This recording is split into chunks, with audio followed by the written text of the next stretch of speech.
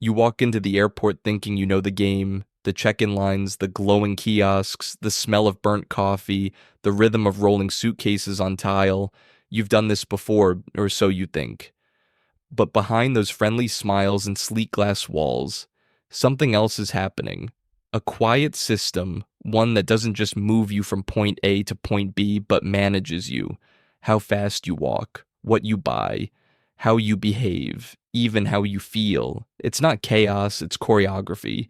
And once you see the pattern, you'll never walk through an airport the same way again. These are 15 secrets airlines hope you never figure out. Let's begin before your boarding group is called. Like and subscribe and leave a comment to be entered into a giveaway. Watch till the end for a bonus. You finally find a seat near a charging station. You plug in your phone, sigh in relief, and scroll. But here's what you don't realize. That comfortable chair might be part of an invisible grid of surveillance. Airports now embed cameras and mics in smart seating areas to monitor passenger movement, stress levels, and even emotional tone. You think you're just charging your phone, but you might be charging someone's Intel file instead. And if you start venting about that $80 baggage fee next to the TSA kiosk, be careful. Big Brother doesn't need to hear it, but he probably already did. You pass through security barefoot, slightly annoyed, then soft carpet. The chaos fades, the pace slows, you breathe easier. That feeling isn't an accident. It's a design trick called cognitive friction, the subtle shift from tile to carpet that tells your brain it's time to calm down and follow the rules. The floor is literally managing your emotions. Every texture, every color, every calming blue wall is part of a behavioral design plan. You're not just walking through the airport, you're being guided by it. So remember, next time you are walking through the airport, it's all by design. You're tired. You made it through TSA, you spot a fountain, a symbol of relief. You lean in, press the button, and take a sip. Here's the uncomfortable truth.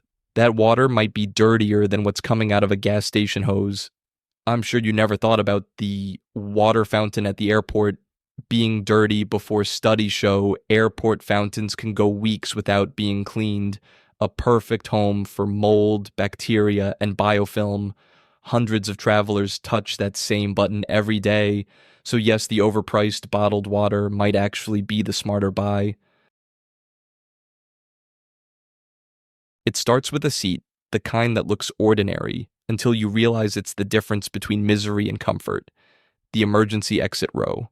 Airlines weaponized those few inches of legroom, charging up to $165 for the privilege of stretching your knees. But there's a back door. Flight attendants and gate agents don't fill those seats randomly. They look for passengers who seem calm, responsible, and cooperative. When you check in, smile, be relaxed. Be the passenger who looks easy to work with. Say something simple like, "Hey, if you still need someone for the exit row, I'm happy to help." Half the time it works, and if not, sit nearby. If the person assigned there doesn't qualify, the crew will look around, and guess who's first in line? You.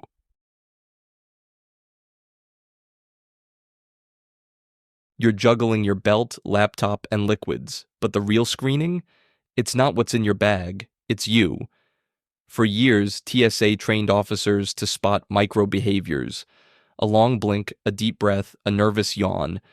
They called it behavioral detection, but experts later revealed it's mostly guesswork. Still, the training continues. The irony? The more you try to act innocent, the more suspicious you look. So don't perform. Don't over-explain. Don't force a smile. Just breathe normally, make eye contact, and move like someone who's done this 1,000 times. Because TSA can't read your mind, but they can definitely misread your nerves. You hand your bag to the airline clerk, watch it roll away, and imagine it gliding toward the plane. But before it gets there, it passes through one of the most advanced scanning systems in the world. Explosive detection tunnels that can see through metal, wood, and plastic. Every zipper, shoe, and souvenir is analyzed by AI for patterns and chemical traces. It's a silent, high-tech interrogation before your bag even sees the conveyor belt. Your luggage doesn't just travel, it gets investigated.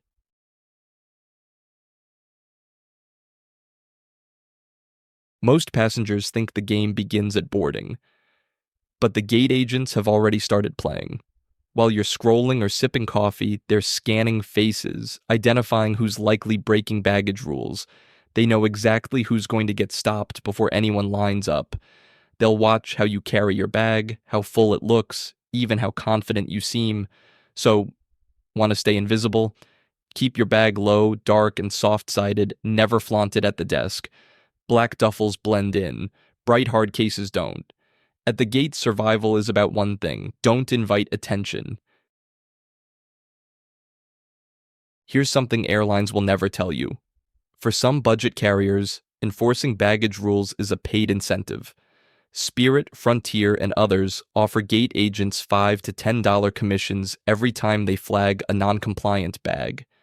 That means your carry-on is more than luggage. It's potential profit. So when you see those viral videos of travelers arguing at the gate, remember, that's not random drama. That's sales strategy.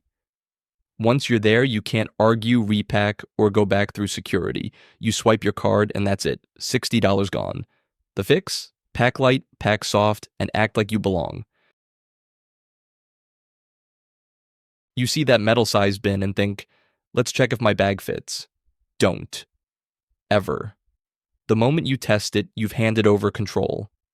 Even if your bag fits perfectly, the agent can now declare, sorry, it's too big. Never volunteer your bag for inspection. Keep it close, behind you, or under your arm. If you need to test it, do it privately at an empty gate, because once your bag touches that bin, you've basically signed a contract you didn't read. You're waiting at the gate. Your flight is delayed 30 minutes, the screen says. Then another 30, then another. What's really happening? It's called drip feeding delays, a strategy to keep passengers calm and contained. If the airline told you up front the flight was 3 hours late, chaos would erupt. Refund demands, rebookings, customer service lines. But 30 minutes at a time keeps you sitting, spending, and silent. Track your plane yourself using Flight Radar 24. If your aircraft's still across the country, that minor delay is just theater.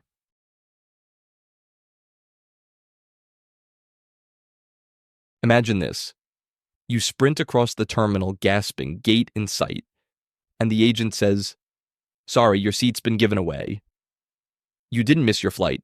The algorithm decided you would. American Airlines uses software that predicts who won't make their connection and automatically deletes those bookings early. Meanwhile, United's Connection Saver does the opposite, holding flights a few minutes to help passengers make it.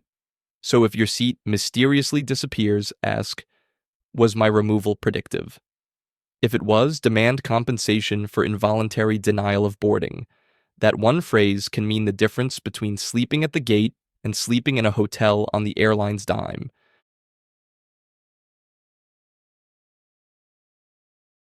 Your flight's canceled. The airline apologizes and offers travel credits. Sounds generous, but it's a trap. Those credits usually expire in 12 months, can't be split or transferred, and may quietly lose value through service fees. And if you rebook and cancel again, the countdown resets to your original issue date. Under US law, if your flight is canceled or significantly delayed, you're entitled to a cash refund. Not a voucher, not a promise. Cash. Always ask for it and insist.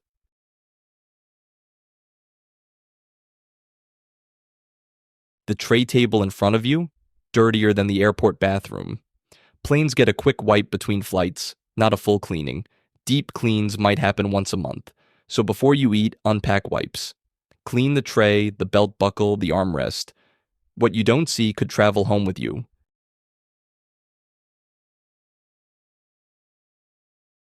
You're starving, your flight's delayed, and that sad-looking sandwich costs $14. Welcome to airport pricing, Everything inside the terminal is marked up 200 to 300%. Once you're past security, you're captive, and they know it. Bring snacks from outside or you'll end up paying first-class prices for economy food.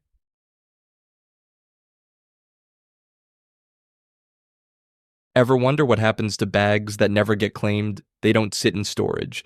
They go to auction. Airports sell unclaimed luggage to the highest bidder, unopened, unchecked. You could find designer clothes or a dead iguana. You'll never know until you open it. So next time your bag goes missing, remember, it's not waiting for you.